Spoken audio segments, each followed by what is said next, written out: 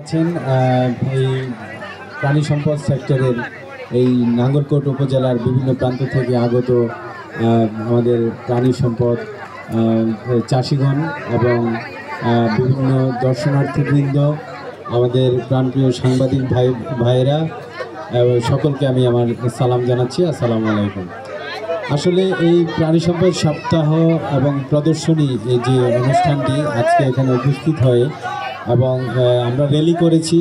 মনোমুগ্ধকর একটি র্যালি করেছি এবং র্যালির পরবর্তীতে যে স্টলগুলো পরিদর্শন করলাম, এখানে আসলে অনেক কিছু শেখার আছে এবং জানার আছে এবং আমি কয়েকটি স্টল দেখে খুবই মনোমুগ্ধ হয়েছি এই জন্য যে এই স্টলে কিছু প্রযুক্তি দেখেছি আমি এবং আমার কাছে খুবই ভালো লেগেছে এবং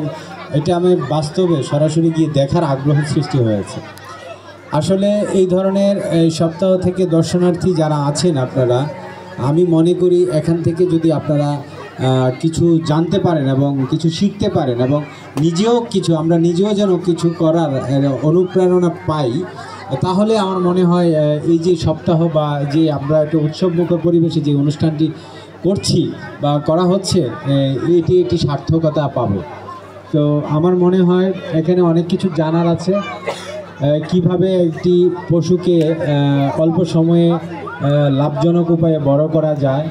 স্বাস্থ্যগত উপায়ে বড় করা যায় এবং একটি প্রাণী থেকে কিভাবে সর্বোচ্চ ফিডব্যাক পাওয়া যায়,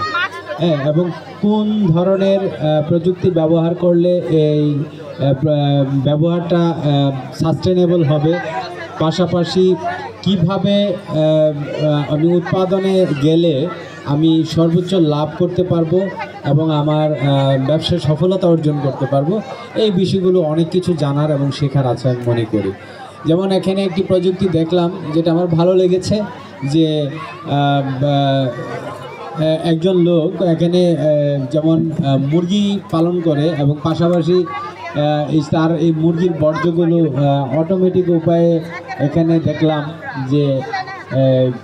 এগুলো পরিষ্কার পরিচ্ছন্ন করা হয়, অটোমেটিক উপায়ে মুরগিকে খাদ্য দেওয়া হয়, অটোমেটিক উপায়ে